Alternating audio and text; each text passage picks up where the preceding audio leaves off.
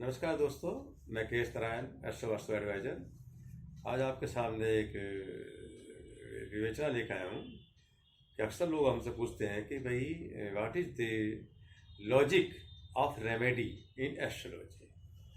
हम जो लोगों को या आप पूछते हैं या हम बताते हैं आपको इसका इन रेमेडीज का लॉजिक बेसिकली है क्या। क्या रेमेडी करने से हमारे ग्रहों के जो दोष हैं या हम कॉन्सिक्वेंसी है, जो परेशानियां हम भोग रहे हैं, क्या कम हो जाएंगी? तो दोस्तों इसके ऊपर मैं आपको बताता हूं लॉजिक बिहाइंड द रेमेडी। एक फिलॉसफी इसके पीछे सिर्फ यही काम करती है कि इससे हमारी जो कॉन्सिक्वेंसी हैं, हमारी ग्रीवेंसेस हैं, वो खत्म होंगी नहीं होंगी वो अलग बात हुई, लेकिन उनको इन उपायों से उनको सहने की शक्ति हमें जरूर मिल जाएगी। आप इसे ऐसा मान लीजिए कि जैसे इसे छतरी मान लीजिए, हमने छतरी लगा ली। अब छतरी लगाने का मतलब है कि हमने बारिश तो नहीं रोक दी, तूफान तो नहीं रोक दिया, लेकिन छतरी लगा के हम चल पड़े। पैर बिक जाएंगे, सब कुछ बिक जाएंगे, लेकिन कुछ तो बचे। तो हमारे अंदर से इंस्पिरेशन आएगी कि हम ये रेमेडी कर रहे हैं, हम कुछ बचेंगे। तो एक्टिवेट या एक समझ लीजिए मोटिवेट हमारी जो हमारा जो विटल फोर्स है वो हमारी जरूर बढ़ जाएगी,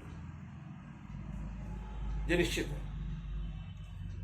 जैसे कि मुझे सामने अक्सर आती है, मैं मेरे ये बड़ी यूजुअल रेमेडी है मेरी, सदी के रेमेडी करता हूँ मैं। पर्सन आया कि गुरुजी आप ये 8 किलो काले उड़द नदी में बहा देते हैं, क्या ये वेस्टेज नहीं है? क्या इसे हम किसी गरीब को दे दे तो वो ज्यादा बेटर नहीं है? किसी जरूरतमंद को दे दें? मेरे सामने एक पर्सन आया एग्जैक्टली। तो दोस्तों मैं यहाँ एक एक्सप्रेस करना चाहूंगा कि व्हाट इज द गरीबी।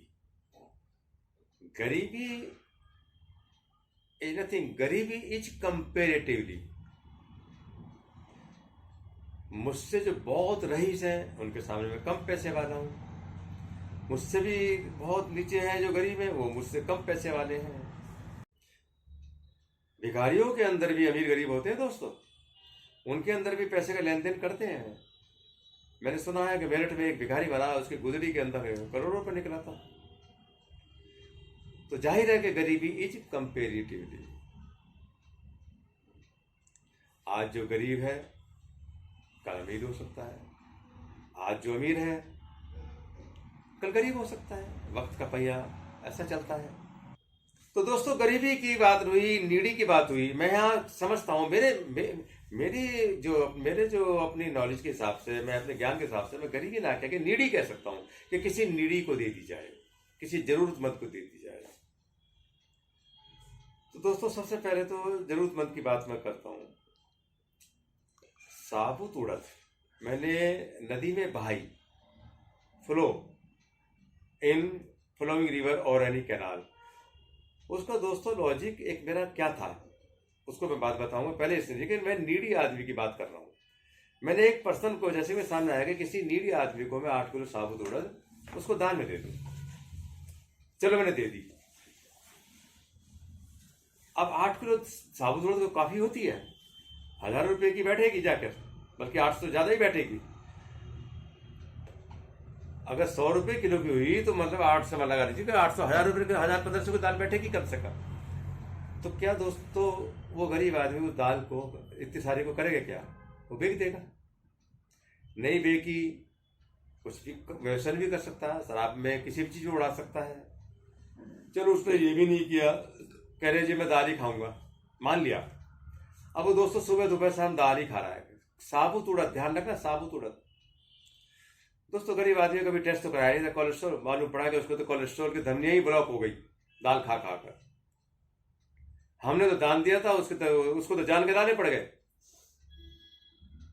तो दोस्तों वो भी रेलिवेंट नहीं है। अब मैं अपने बुद्धि की बात पाता हूं कि मैंने नदी में ही क्यों बहाने की बात करी।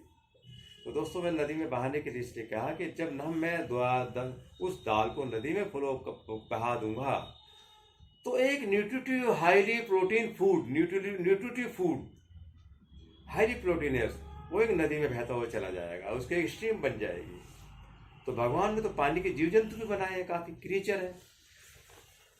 तो वो एक जो दाल जो बहती चली जाएगी तो उस पानी के अंदर के जीव जंतु, पानी के अंदर के जो क्रिएचर हैं, नदी में मछलियां हैं, वो उसको ग्रिप में ले लेंगी, वो खाएंगी, उनको हजारों अलग मछलियां खाएंगी। तो दोस्तों वो हेल्थी वेल्थी हो जाएंगी एंड उनकी गुड विशेस हमें मिलेगी, वो हेल्थी वेल्थी हमारी वजह से होंगी। We will be blessed by them all. कहाँ हम एक गरीब को दे देते, कहाँ लाखों जीव जंतुओं को दे दिए। भगवान के यहाँ तो अकेले को यूनिक पर्सन को तो कहा ही नहीं था उसमें, तो हमने तो बहुत सारी चेन बना दी। दोस्तों मैंने साबुत उड़द कहा था। साबुत उड़द का लॉजिक ये है कि अगर मैं साबुत उड़द के बीज, अब वो सीड है, बीज है, वो नदी के बैंक पर जाकर सेटल हो जाएंगे, वहां जेमिनेट करेंगे, जेमिनेट करने से वहां से बेल निकलेगी, बेल निकलने से वहां से फिर एक फूड चेन बन गई, उसको फिर जीव जंतु खाएंगे। तो दोस्तों मैंने एक अच्छी खासी फूड चेन बना दी। चलो नाविक है, कोई नाव चला रहा है, वो भी थोड़ी बहुत दाल को गिर पे ले सकता है, वो भी पकड़ लेगा, उसके काम आएगी। कहाँ मैं एक आदमी को दे रहा था, कहाँ मैंने एक पूरी फूड चेन बना दी। तो दोस्तों इसका लॉजिक यही है कि मैंने पानी के जीव जंतुओं को हाई प्रोटीन मैटर प्रोवाइड कर दिया, जो कि मुझे ऋषि मुनियों ने ये मुझे रिकमेंड किया था कि ऐसा है तो ऐसे करो। तो दोस्तों मेरी रेमेडी का लॉजिक मेरा ये है। आप भी दोस्तों मेरे सामने आते हैं कि फिर सूर्य को जल दे देते हैं, क्या एक छोटे से पानी के गिलास से सूर्य को हम शांत कर सकते हैं? क्या है उसका लॉजिक? दोस्तों जल देना, पानी को सूर्य को जल देने का मतलब ये नहीं कि हम रेमेडी से हमारा सूर्य शांत हो गए। ये सिर्फ एक सिंबॉलिक ऑनर है, हम इसे ऑनर बोलेंगे। सूर्य को हम देवता मानते हैं, जीवनदायी मानते हैं, हम पे जितना भरोसा हो सकता है हमने उनको जल दिया है। दोस्तों आपके घर में आते हैं, कोई मेहमान आते हैं, छोटा है बड़ा है, सबसे पहले उसको पानी नहीं देते आप? पर यही है इसके पीछे लॉजिक। हमने सूर्य देवता को, लो जी भाई, हमने उनको सबसे पहले उनको जल ऑफर किया, पानी का गिलास दिया उन्हें। अब उसके अंदर आप मंत्र से दे दो या कैसे भी दे दो, आप अपने मेहमान को सड़े मुंह से दे दो या प्यार से दे दो।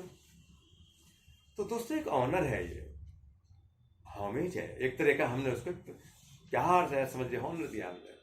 ये हमारी लॉजिक है। दिनेश ने प्लीज कर रहे हैं, हम उनको मेहमान को प्लीज कर रहे हैं, इसी तरह हम सूर्य देवता को प्लीज कर रहे हैं।